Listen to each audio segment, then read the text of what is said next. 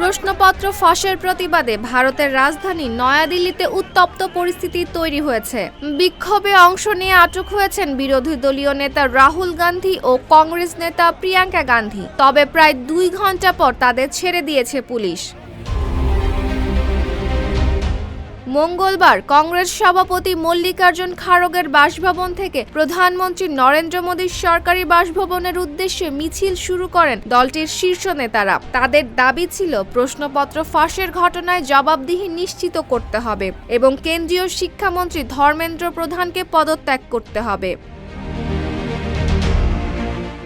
মিছিল প্রধানমন্ত্রীর বাসভবনের কাছে পৌঁছালে পুলিশ বাধা দেয়। পরে রাহুল গান্ধী, প্রিয়াঙ্কা গান্ধী সহ কয়েকজন নেতাকে আটক করা হয়।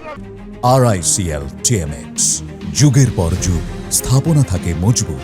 রাহুলকে ছত্রসাল স্টেডিয়ামে এবং প্রিয়াঙ্কাকে মন্দির মার্গ থানায় নেওয়া হয়। পরে রাত 9টার দিকে দুজনকেই মুক্তি দেওয়া হয়।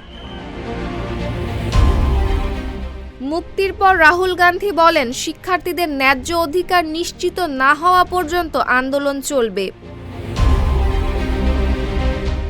এদিকে সরকার ও কংগ্রেসের মধ্যে আলোচনা হলেও কোনো সমঝোতা হয়নি। কংগ্রেস জানিয়েছে, প্রশ্নপত্র ফাঁসের ঘটনা নিয়ে সংসদে আলোচনা এবং শিক্ষামন্ত্রীর পদত্যাগ না হওয়া পর্যন্ত তাদের আন্দোলন অব্যাহত থাকবে। এর আগের দিনও একই দাবিতে বিক্ষোভ ও পুলিশের সঙ্গে সংঘর্ষের ঘটনা ঘটেছিল।